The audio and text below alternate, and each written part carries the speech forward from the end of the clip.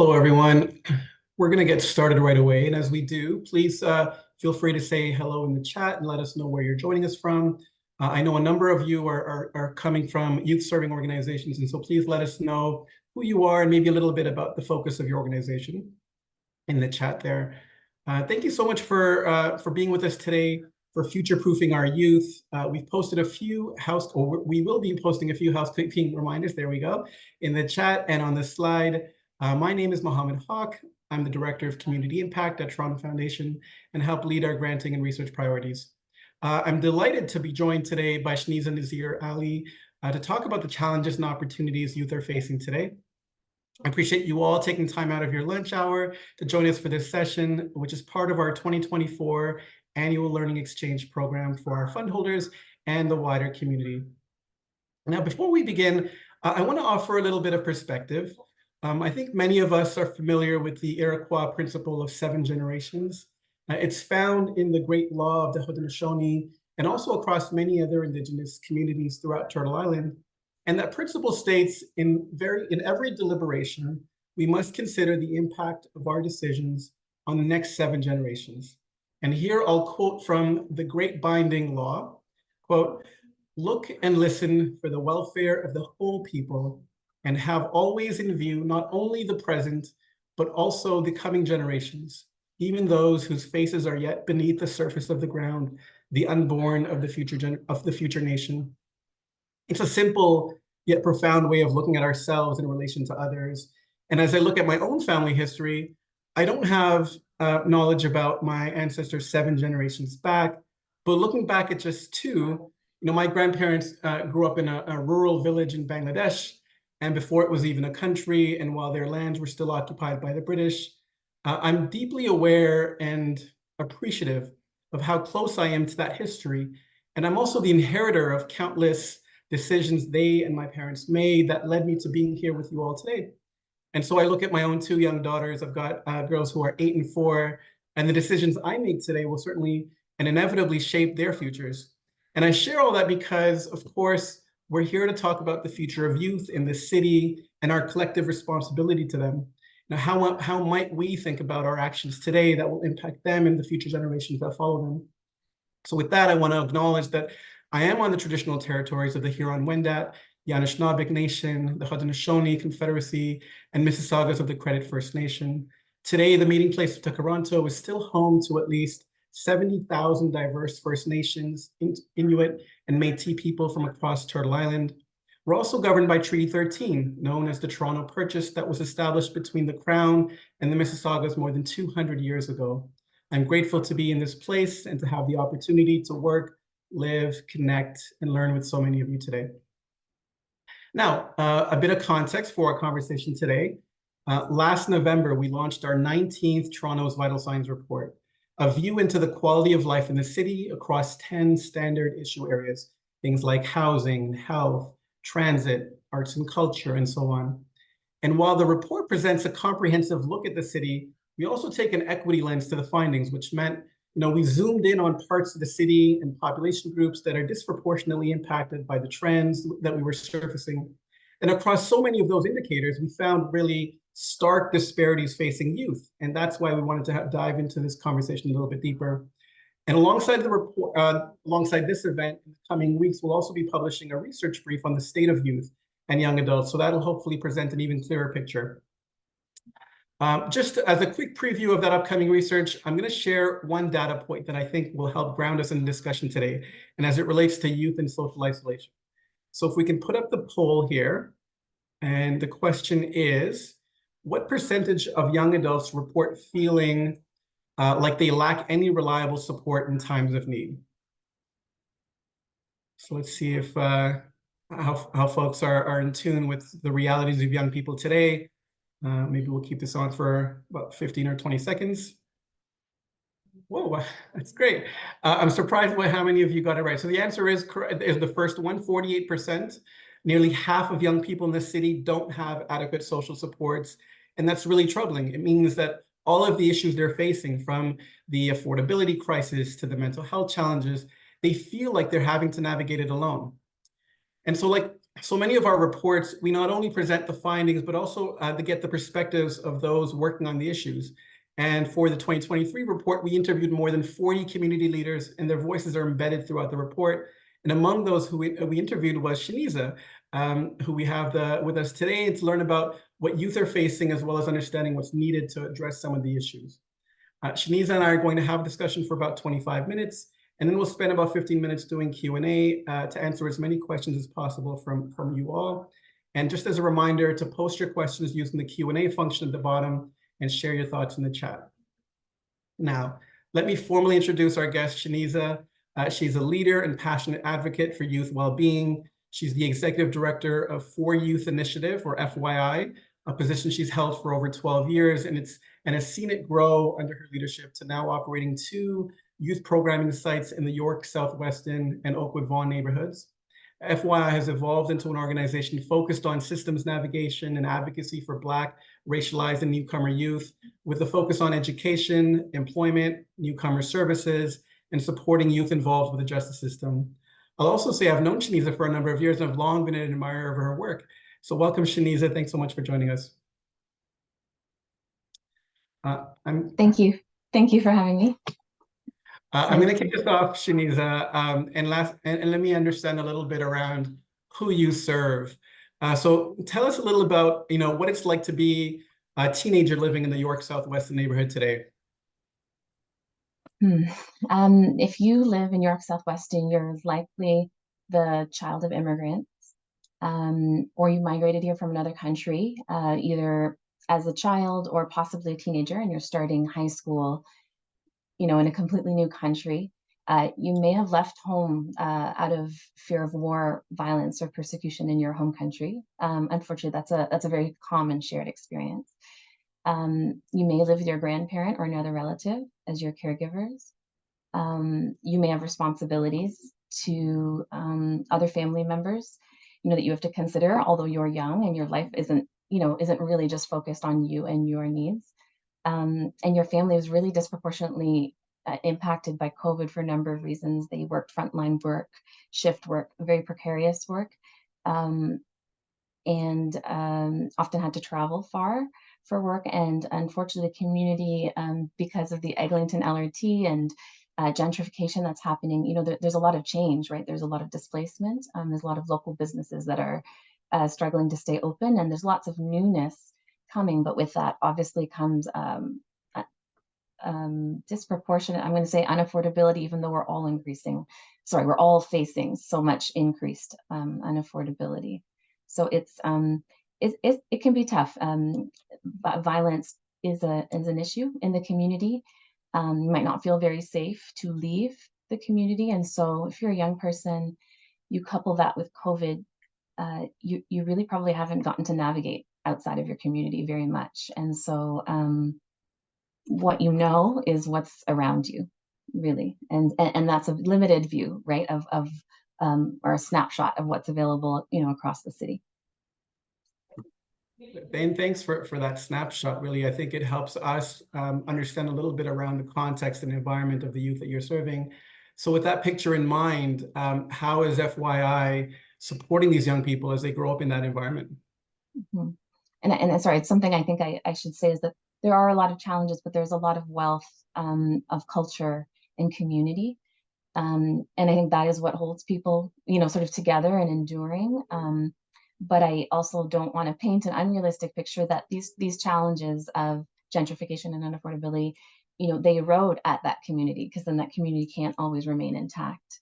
So there are a lot of people, for example, very passionate about Little Jamaica, the community that binds the two of our 2 youth centers. And so there is a lot of wealth and richness in community there. And so how the services our organization offers, that we provide a welcoming space for Black, racialized, and newcomer youth aged 12 to 29. Youth can access daily after-school programming at either of our 2 youth centers in York Southwest and York, Keele, and Eglinton, for those who know, and in the Oakwood Vaughan community. So essentially, we bookend Little Jamaica, as I said, on Eglinton Avenue. We provide hot meals every day. transportation support so youth can get home safely and not worry about going home in the dark, especially this time of year. Um, Youth often sometimes commute, like go to school in the community, but they live outside of the community. And that happens the flip way as well, is that youth who live in the community sometimes often go to school outside the community. We've seen that to be a bit of a split. We provide programs Monday to Friday, sometimes Saturdays, and our caseworkers, specialize in supporting youth with education, navigating high school, finding their pathway to college, university, or employment training, preparing for the workforce, being supported as a newcomer in the country, and we work with the youth who find themselves interacting with the justice system. Thanks for that. And I think you start to really get at the realities that are faced by these young people. And from our vital signs research, we know that COVID was challenging across the city for many people, but specifically for youth. And some of those are probably obvious with school closures and lockdowns. But what impacts or lasting effects are you seeing that maybe we're not aware of? Well, I think that one that we hear about, but maybe just understanding really what that means day to day is the opportunities to develop social skills. And so that doesn't just mean interpersonal skills, right? Because I think for some time we've heard that um, those who are entering the workforce don't have the soft skills, right? We've heard this a lot, the talk about soft skills. This is a whole other level. And I also don't want to throw youth under the bus because I see a real difference in adults and even the adults that interact with youth, right? I think that COVID did a number on a lot of us in terms of our ability to regulate our emotions, deal with um, um, unexpectedness, right? Like a crisis or something that gets thrown our way, disruption. We had a lot of control over our space. We had to control what we could because we didn't control very much. And with that meant that you didn't have the everyday intrusions. And so it does feel like a lot of that stress and anxiety, it's still there, and so conflict resolution, emotional regulation, I said, probably the most important because of how pivotal this time of life is for young people is the opportunity to build social capital and to practice and develop your interpersonal skills. As simple as relationships, friendships, how do you make friends really? Like, how do you sustain friends?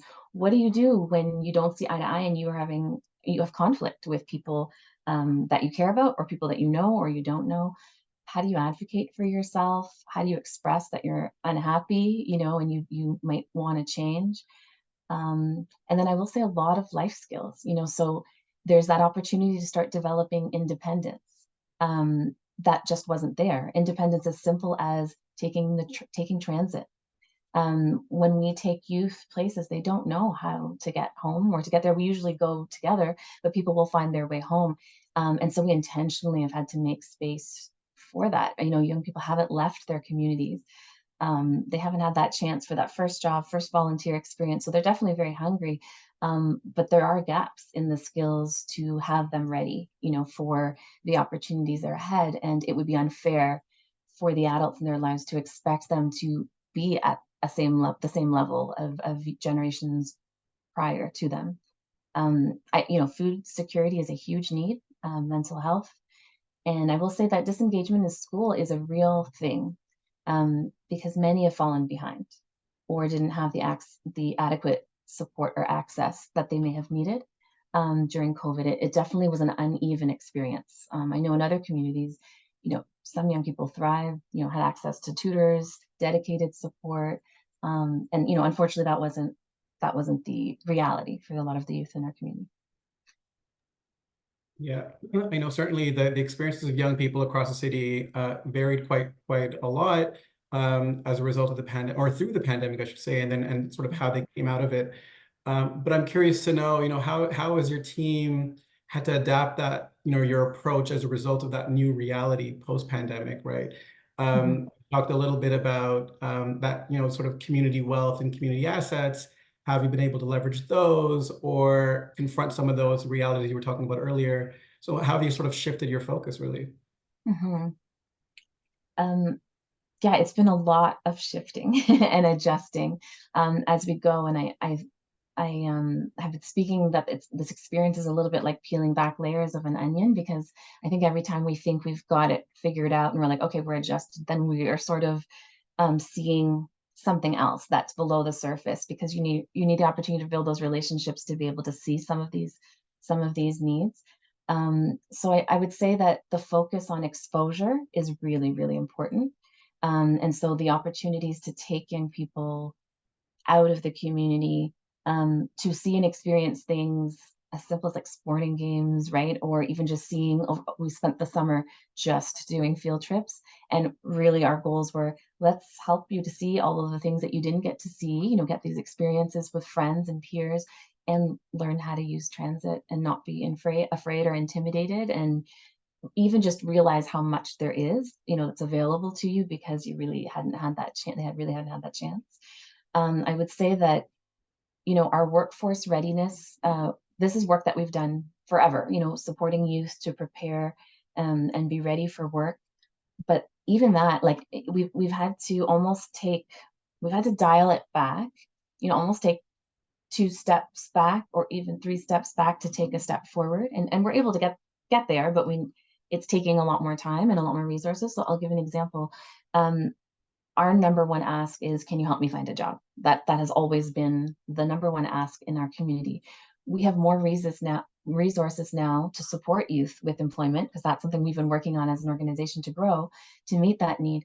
But now, actually, rather than getting you ready for a job, it's actually building youth's confidence to even be ready to start seeking a job, or start being ready, rather than someone coming, I'm ready, I want to look for a job, but what can I do? Tell me, here's my resume, or, where do I start? It's young people not even feeling, and in some cases justifiably, how can I even go get a job? I don't have experience. That's the common story we know, right, about young people or those who are new to the country. But because even volunteer experiences, and even just, um, so many other, it could even be extracurricular activities, right? There could be so many other things that you can put on your resume, or have a chance to develop your skills, that actually can help you prepare transferable skills for, even that first job. Even those things are lacking. So it's really actually about helping young people understand and see what assets they have, and being able to really work with them to build their confidence, to put themselves out there and put their name in the hat or in the ring, to even be considered. So when I speak about taking steps back, I guess that's just like a tangible example. And then there's hesitance and anxiety about, putting yourself out there, and taking the steps to make connections. And um, so there's a lot more accompaniment of youth to do things that they might have done maybe on their own or with friends. And so that just requires a lot of reworking of the work, right? So it's like, let's slow things down. And also, I'd say even group work and group activities, that's the norm, because it's social, and young people are social, and they want to bring their friends to programs. That's usually how it works. And they travel in packs, but we're finding, because of the confidence issues and anxiety issues, that one-on-one support that is actually our sweet spot is even more important than it was before. And you have so many demands on their lives because of unaffordability, that, their ability to engage in group programming is sometimes, hampered. And so it's quite a big impact, truly, on the way that we deliver our work. But the goal is always to meet youth where they are. We're just still understanding that, we're still continuing to learn more and more, the work that we work with them. I'd love to probe a little bit further into this, because I think if I were to imagine what a typical kind of youth serving organization does as it relates to employment readiness, right? Like, I'm thinking support in building out their resumes and interview skills. But you're speaking to something a little bit more deeper than that, right? Sort of those underlying confidence issues, Yeah. communication, and social skills. And so you started to speak a little bit around like accompaniment, but can you dive a little bit deeper? And maybe even if there's an example that comes to mind, that's sort of a breakthrough moment where you kind of see a young person who, like, through some of the programming has kind of just, something's clicked for them. Yeah. Uh, Yeah, absolutely. And I think that it's the care and the support, and I'm going to call it high touch, right? Like support. It just really, it has required just requires more, is that, I think about when you're a student in school and, just even being the experience of being in a class, although you might be one of many, you get the opportunity for a teacher or for even your peers to pour into you, right? Even to recognize or acknowledge what you've done. So much of that has likely gone unnoticed or just impossible to happen, right? And so having somebody even see you and affirm you, I think really matters. Partnerships that we've developed that have helped us to support youth with gaining employment. I'll give an example as we've worked, the city of Toronto is a great example. The city of Toronto had a lot of trouble in their parks and recreation department to fill jobs. Swimming classes and summer camps were going canceled because there wasn't the opportunity for youth to fill in these roles. Now think about that. Youth likely still needed those jobs. They definitely still needed the income, if not even more. How come they weren't interested? And people, the perception was that oh, everybody wants to work from home now. Maybe that's true because that's what young people saw, or young people don't want to work.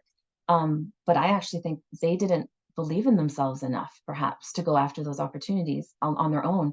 So the city even pivoted their strategy and partnered with us. We've worked with the city for a long time as a service provider, and we actually held worked with our staff where we held and we're actually planning ones happening tomorrow, actually another, this is going to be the second year, a job fair on site where the staff have been working prepping the youth. We even provide and cover the funding of the prerequisite training because they require CPR first aid to even be eligible. That's a barrier. There's a cost. How do you even navigate where to get that? So we are recruiting the youth. We're making them aware of the job opportunities that are there. We spent the time preparing the documents and working with them one-on-one.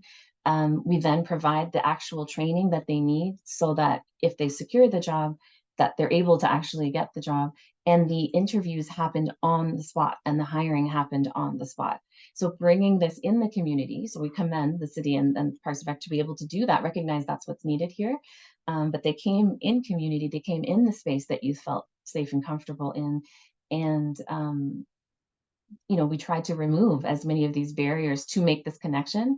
Now, once you made that connection, I've seen youth who, I can think of one youth in particular who really bears a heavy load when it comes to caring for younger siblings, probably an unreasonable load, truly. We've known this young person for years, even before COVID. And so watching them grow, but also watching them kind of be weighed down.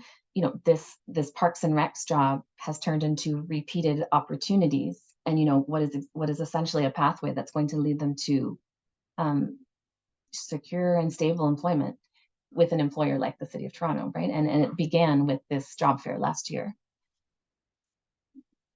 Yeah, I can absolutely see that sort of the kind of the pathways out, right? And trying to really open up those opportunities for young people. We've been speaking a lot about some of those soft skills, but I'm also curious to know about the hard skills. And what does education and literacy support need to look like in this reality? You're not an educator though, but I think of FYI as almost sort of a safety net for the gaps in the education system in a lot of ways. Yeah. How are you, what are you seeing now in terms of, the learning loss that we've all heard about?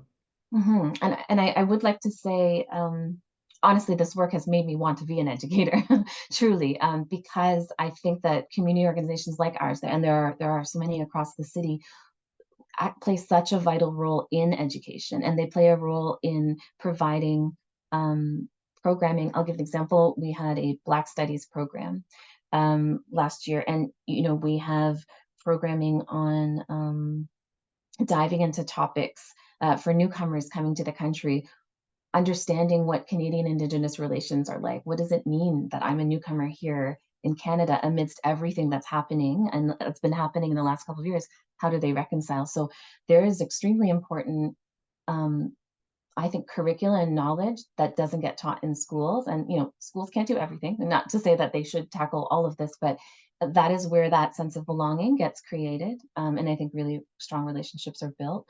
And honestly, I think my experience has been that it is integral that community organizations, and my conversations with TDSB senior management and those who recognize how vital it is for students like the students I'm speaking of, who have a lot of barriers to be able to succeed in education, how much that like that connection is really needed, because we may be that safe place, right? We may be that place, and where that kind of individualized support that a school's not always able to offer every student for many reasons, um, can be had at our school, sorry, in our space. Or, and for example, the tutoring and the homework support that can happen, guidance on even just feeling overwhelmed and not knowing how to navigate a project. Like that's the usual work we've been doing for the past nearly 30 years, access it to computers, to printers, to equipment, to all of that. But now what we're seeing is, or now what we need to do is, we're experiencing literacy gaps where we can't even, young people are not even at a starting point that we can work with them on the goals that we would normally have worked with them. And what I mean is, um, tutors that were volunteers, even retired teachers, are not able to support the stark gaps in literacy and numeracy that exist. There are many youth who, and this is unfortunately a common experience for Black and racialized youth, who get pushed through the system though they're not reading and operating at a level that they need to succeed. And so we have teenagers and we have young people who are approaching, or should be, would like to be approaching graduation, who do not have the requisite level of literacy to be able to succeed. That to me is a real failure, of our young people, and it means that we are closing doors in terms of what legitimate next steps are for them, and for the safety and security and well-being of our community and our future. We want to be keeping those doors as open as possible. I think it's in our best interest. No one chose the circumstances that we were in, but there are a lot of doors that are being closed to young people who don't have the financial means, didn't have the financial means at that time to get the support they need, and don't have them now, right, to be able to close the gaps and help themselves. And you can imagine, I spoke about confidence. Imagine the impact that literacy has on a young person's confidence to be able to pursue, meaningful opportunities for their future. Yeah, I can absolutely see the need for greater, more specialized supports in this context where folks are further behind than might have been the case in the past. Um, I want to pick up on something you mentioned earlier about the fact that like there was that young person that you've been following for quite a long time and even before the pandemic. And part of that, I think, speaks to an organization like FYI that's been in the York Southwest neighborhood for, I think, like almost 25 years. Mhm. And so you sort of, and I know you've been part of that organization for almost half that time. Um, so a question to you is really about kind of about impact and sort of sustained support. For many people, and maybe even specifically donors, they're sort of attracted to organizations that have wide reach, maybe sort of citywide and operate in various different locations. Right. But your organization is hyper local, right? And so what's the power and maybe even possibility of being so close to the ground, based in community that you're serving, being there for the long term and being able to kind of track the life trajectory of some of these young people? Yeah, it's a beautiful thing. It's funny. I started my career in huge corporations, and I found myself. I always knew I was going to move and transition to the social sector. I'm going to call it the social impact sector, but I didn't realize how how much I would be drawn to community work and the people that are committed to community work. I've had some opportunities to go other places, but just, it wasn't the same in terms of your proximity to understanding need, and therefore the responsibility that you have, when you work in community development, to use every platform you have to advocate and communicate that need. um, I think is an important one.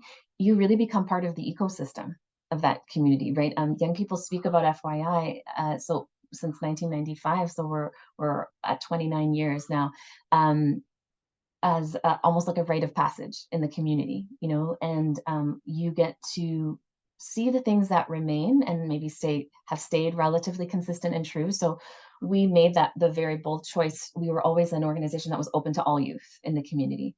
But after 20 something years, we had only ever like our community, we are a very divided community. There are, um, those within the community who have greater means stronger, more close-knit communities, well-established, who are the homeowners, who may have greater educational attainment.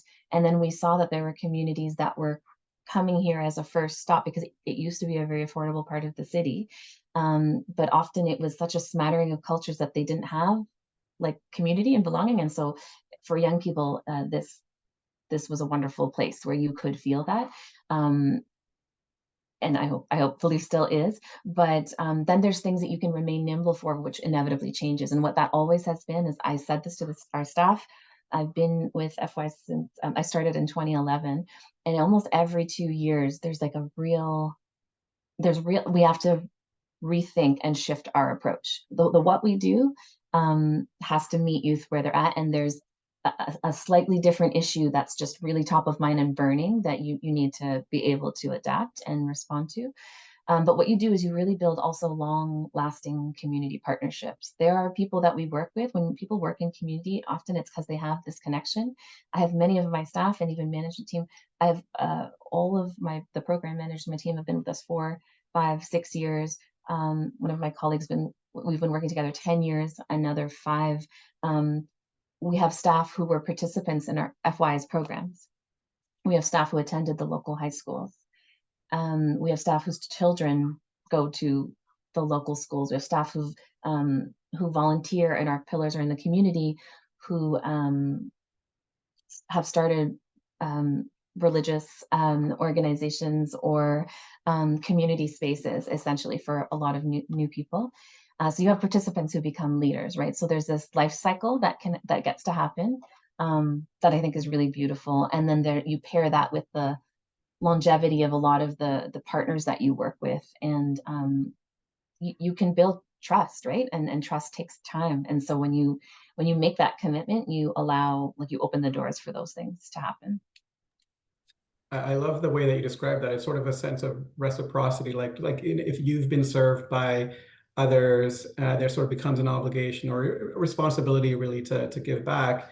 And especially some of those who have been part of that cycle are now kind of in the position to be able to offer support. And that's beautiful. Okay, I want to turn it over to, I want to open it up to the broader audience. And I know we got one question right before the event today from an audience participant. So I'll start us off there, and then we'll open it up to the floor. And what are some of the ways that the broader ecosystem could be improved to better serve youth and collectively? And maybe I'm going to suppose the implication here is government or funders or employers. And it's a big question, so I get that. No, so it's okay. I like big what is the questions. broader system? What needs to be changed at a bigger level, systems level? So I think there really needs to be maybe more conversations like these, and conversations with youth specifically, to get to the heart of how much of a gap there is. I will try to, I think, speak to some things that maybe we didn't get to that I want to be able to impart or share. So I will say, first and foremost, even well before the pandemic, youth work and youth organizations do not receive core funding. And the enormity of what young people are facing, it's an injustice to the people who are committed to serving them. And government funding has shifted a lot in recent years, and I will say, has actually been quite responsive to a lot of the needs that are emerging. But it definitely is required that some of the positive changes we're seeing, sorry, let me go back for a moment. That idea of there being core funding so that the organizations, particularly the hyper-local ones and those that are dedicated to serving youth, have the consistency. Because like I said, there are people who stay in this work for a very long time, which is a good thing. I don't think it's a bad thing at all. And so that predictability to be able to work with staff, it is very difficult work. It takes a toll, and uncertainty about job security or funding, it makes it even more difficult. Being able to Foundations are starting to take a turn and move in some really positive directions. So, I'm going to shout out State Street Foundation, who's been a partner of FY's for a long time, only because if you want to know how to build a a philanthropy program that supports organizations like ours who support the youth that we serve. Talk to them. Their funding is really trust-based and allows us freedom to be able to respond to the changing needs that we are seeing while still working towards shared goals of furthering education and employment and preparing young people for the future. But I will also say that it's longer term, so that's something to consider, right? So even as corporate partnerships, and I'm also really happy that I'm hearing this as we're sort of turning to corporations for partnerships, there are things that government funding can't cover. And corporations have the opportunity and foundations have the opportunity to do that. And what I want to say is that more of the things that we can't cover from government funding is actually becoming increasingly important. So a quick example of that, when we talk about removing barriers for the most vulnerable youth, especially in the climate that we're in now, we have to understand that that means financial barriers, first and foremost. Young people have such an uphill battle, right, that they are going to have to face. And so scholarships, bursaries, covering the cost of things like literacy, tutoring programs, covering the costs of employment training skills that you need, like presentation skills, public speaking skills. These are the kinds of skills that I don't even think they're soft skills anymore. I think these are essential to thrive in a workplace, but you usually need to get a job to be able to get, paid training. I received that kind of training after I already had a job, but I think these are the kinds of very tangible things that we can do. And then I'm going to say, above all, right now, what we're seeing is food security in the communities that we're serving. It is crippling. It is crippling us as an organization, and it is crippling even the food banks that serve the community. And so I know that there's a lot of effort and a lot of generosity, but the systemic issues are really income supplements and how we rescue food and ensure that food doesn't go to waste, because we know we don't have a shortage of food. But you can't go anywhere with a young person. We can't even do the work that we are really good at doing and we've done for a long time to connect young people to the workplace and to post-secondary when they are dealing with such appalling food insecurity. So those are a few things. So in the role that people can play in advocacy for social income supports and access to food in schools and in community spaces is so vital. Great, thanks for that. And I'm going to encourage everyone to please use the Q&A function to drop in any questions you may have. So as they come through, I'll ask Shaneeza. But as we wait for that, let me ask you a question, because excuse me, you mentioned that FYI has been in the community for 29 years, and you've been in there for quite a long time, and I can appreciate the toll that it must have taken on you, because I used to run a frontline agency myself, and I know the difficulty there. But let's assume, if not yourself, but FYI in 30 years time, where would it be? You mentioned every few years it sort of the issues change slightly and it requires adaptation. But in your ideal future, what does FYI look like in 30 years time?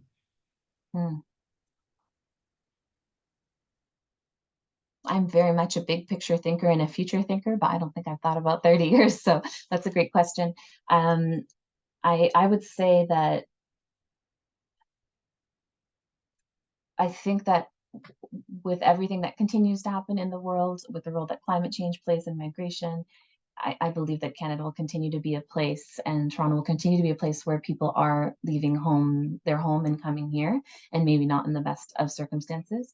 I would hope that the infrastructure is in a lot better place to support young people that would come, but I think it would remain to be a space where people feel welcome. Our staff, our board, our representative of the community are from the community, and that is a bare minimum, but has always been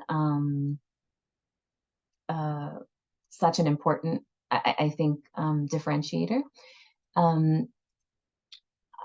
let me think. I think that we will continue to be responsive to the education and life skill needs that young people don't get in school. And so even as school will change and evolve, um, I hope that we're always a place where you can build your confidence, have the space to learn about yourself and experiment and try out leadership and get those initial experiences. So many young people, their resumes, their first volunteer or work experience can come from FYI. Like we provide opportunities for young people to be peer mentors, peer tutors, um, to be able to lead workshops or facilitate programs, to share their art, to develop art, to perform in front of people. So those first steps to starting to figure out who you are, and if you might be good at this thing that you've been sort of doing on the side, and to be able to find mentors, who can then connect you to other people.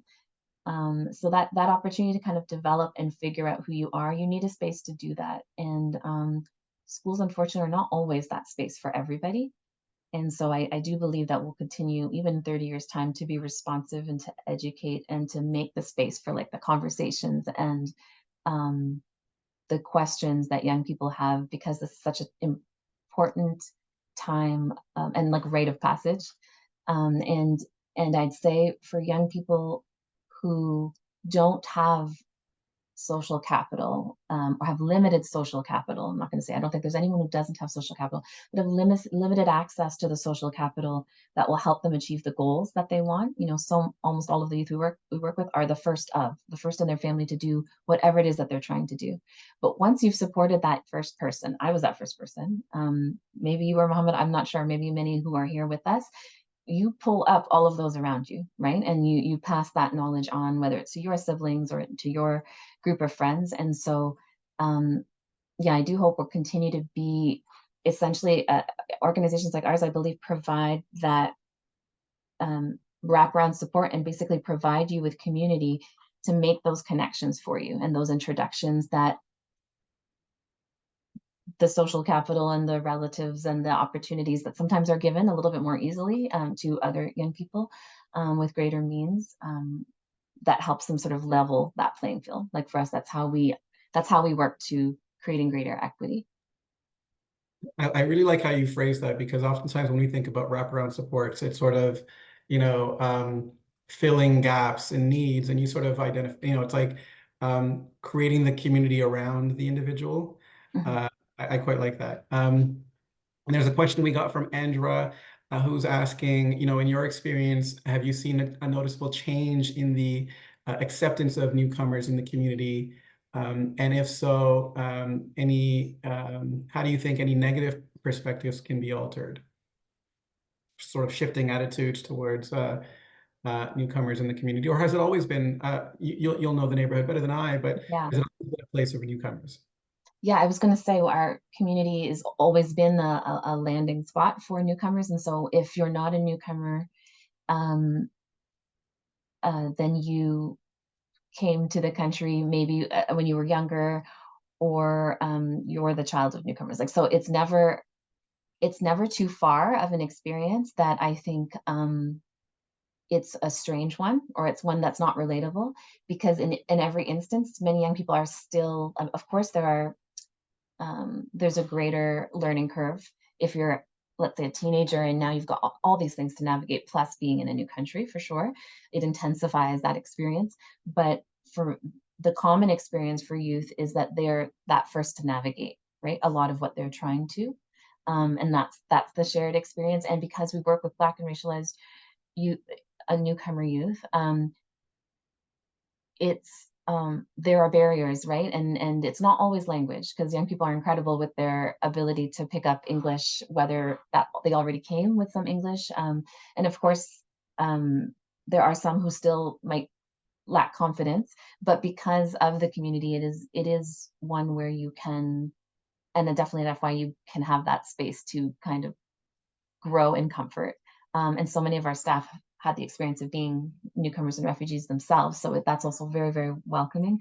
And I say the schools in our neighborhood have really good support for newcomer youth, and a lot of programming, and we work with partners to really uh, help help to integrate and help for this not to be an isolating experience. So you're not coming as a newcomer who's one of, you know, there are actually quite significant groups of newcomers who get to kind of learn together and support one another.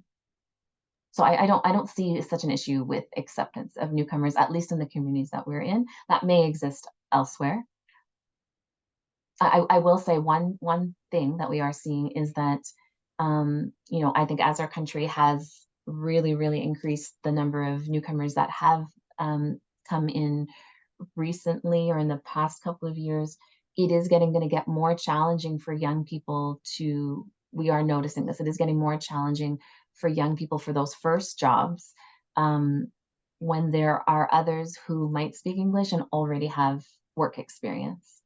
And so that that is a bit of a challenge. I will say that there's almost too many people vying for the same entry level, you know, first jobs that don't require a ton of experience, and that is proving to be a challenge. But I don't think that that is resulting in a lack of acceptance.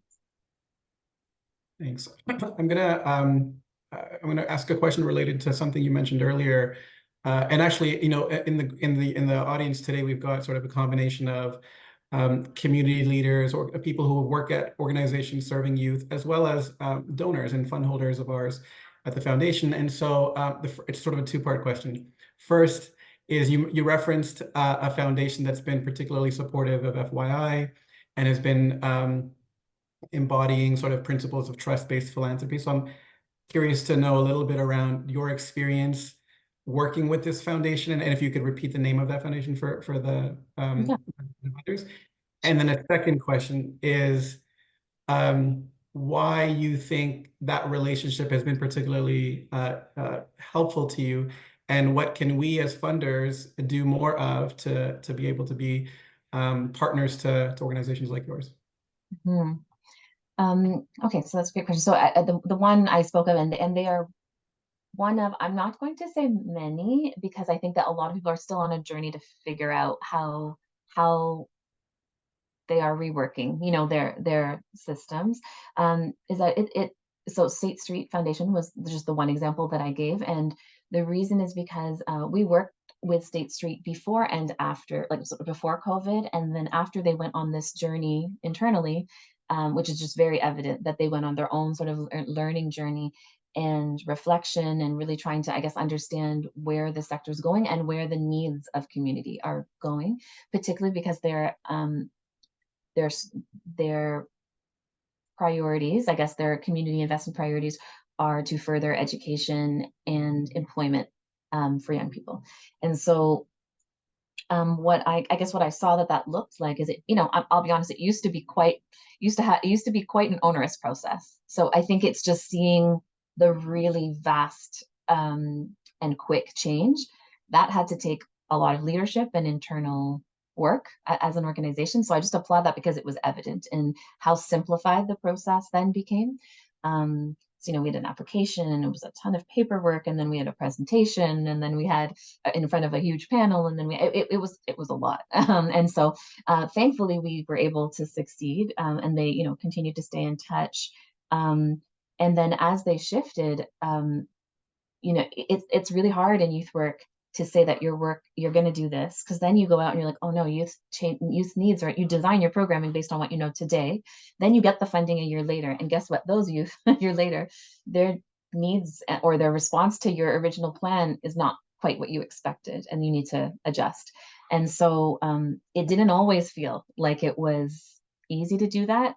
Whereas now we are vetting you as an agency, you know, and we are committed and aligned with you as an agency, and what your outcomes are, and your commitment to equity, and your commitment to serving historically underfunded, I'd say, communities.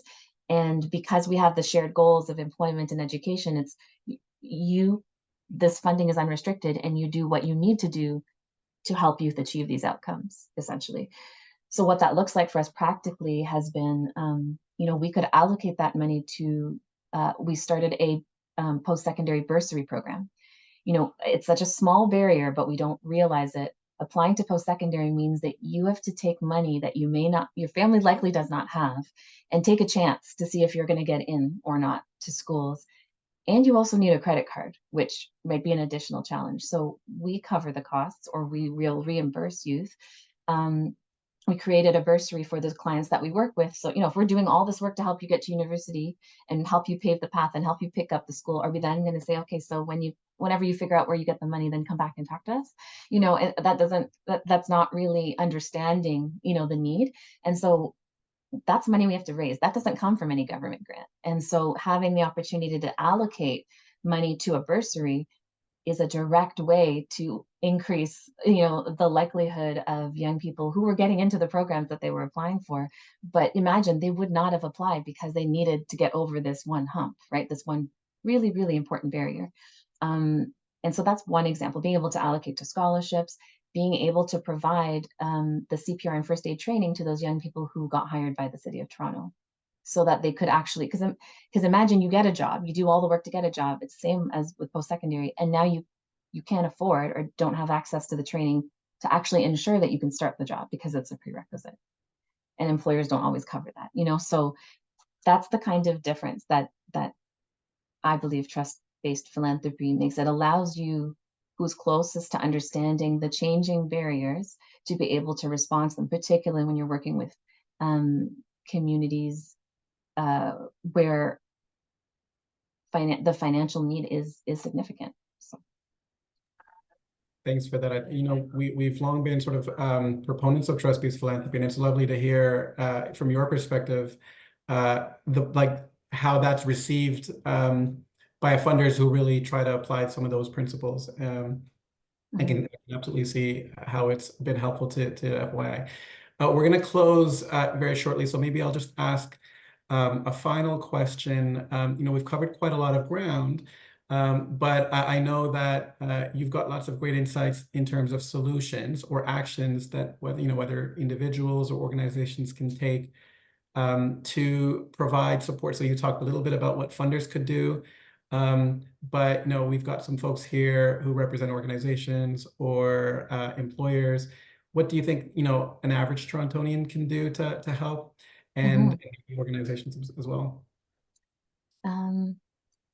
So I think for the average person, there's lots that can be done. So I'll be quick, because there was sort of 4 areas that I really wanted to bring forward, and maybe just provide a few examples for each. So to close education and literacy gaps. Again, I think a lot of these needs are going to be financial, but not all of them, right? And so the average person, if you're able to support the tutoring programs, or even volunteering to help organizations, how to explain it, help organizations, and particularly those serving youth, but honestly, I think across the social sector, the amount of training and the amount of new knowledge that is required to meet the needs of community, we are carrying far more than we should, with far fewer resources. And so if you can join a board, if you can volunteer, if you can provide your skill sets, it might be as simple as, if you're a great writer, perhaps you can support with grant writing. If you're a marketer, perhaps you can help them amplify their message. There is never funding or adequate funding for work like that, especially if you're a community-based organization. Larger organizations definitely have far more resources. If you can help the feasibility of, for example, we would like to develop a food pantry or like a grocery distribution program. It just takes time to just sort of research who else is doing this, how might we be able to, what are some best practices? So if you can lend your time or your expertise, or even your own curiosity, to how do you close some of these gaps, even it's like, what's an issue that you're facing, and how can some of my skill sets maybe support you in getting there? No one has enough capacity right now to address all of the need that they see that they're being faced with. And so if you can use your skill sets to help do that, that would be wonderful. Another, maybe, obviously, if you can, in your circles, if there's an organization, whether it's in your community or that's close to your heart, if you can use your social relationships to help, whether it's social events for fundraising, We're all feeling very, very helpless. I don't want to ignore all that's happening sort of around us in the world. And there's so much that is very paralyzing right now about the things that we don't have control over. So what I keep trying to remind myself and others around me is that we do have control of what's happening in our communities, and there is so much need, and there is um, the impact that one person or communities of people can do is huge. So if it is raising money or it's supporting being a mentor to support young people to find their path or figure out what they've done, what you've done, how you got to where you are. If you can encourage your workplace to connect and maybe serve, find an opportunity to serve a local organization that might be aligned, if you can talk to your workplace about matching donations, or even considering, allocating funds that might go to, big events and perhaps sharing, with local community, whether it's the food banks or the youth organizations. If you can help open your workplaces, like young staff, the average person, the influence you have over your workplaces is tremendous. You might not realize it, but if there are causes that are close to you and you can encourage hosting a session for local youth organizations, opening your workplaces, making them, I'm going to say, more real, right? Imagine what it's like as a young person when you have limited work experience, and now everybody works in a hybrid job. How are you supposed to know what their work looks like and feels like? So if you could approach your employers about hosting tours or going beyond that, take kids to work and bringing a group of youth and maybe hosting an event. Yeah, I think those are some of the ways. And then I would say, just additionally, thinking about what your life was like in that, like as a teenager, when those 2 years, imagine if it was 13 to 15 or 14 to 16 or 16 to 18.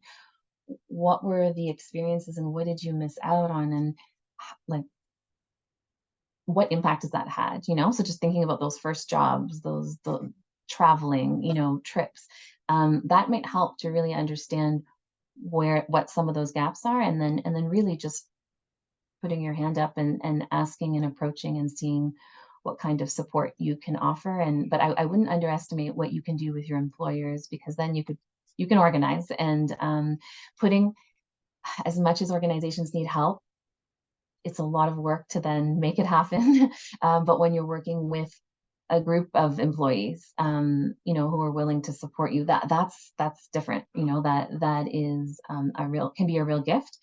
And whether it's distributing food, collecting supplies for back to school events or something like that, those make real differences because people are facing a lot of financial hardship right now. Thanks so much. You've provided so many great suggestions. I think oftentimes when we produce these reports and research, the picture can sometimes be quite bleak, and I think you've provided some really great pieces of advice and opportunities for us to be able to do things as individuals, as communities, as organizations. So with that, we're going to wrap things up. Thank you so much, Shaneeza, for your time, your energy, your insights. We hope that the folks listening in today gain some new perspectives on what youth are facing today, what's needed to address these very multi-layered challenges. And just a few final items to share as we wrap up. If you haven't seen the Toronto's Vital Signs report, The Power of Us, we've posted a link in the chat. If you haven't already signed up for our newsletter or socials, as I mentioned earlier, we're going to be releasing an upcoming research brief on youth, on the state of the youth in the city, and so watch out for that. And finally, we've just posted another link to a feedback survey. So please take a few minutes after the event today to complete it. It really does help us to help design future events like this. So thank you so much for joining us this afternoon, and a huge thank you again, Shaneeza. Have a great, wonderful afternoon, everyone.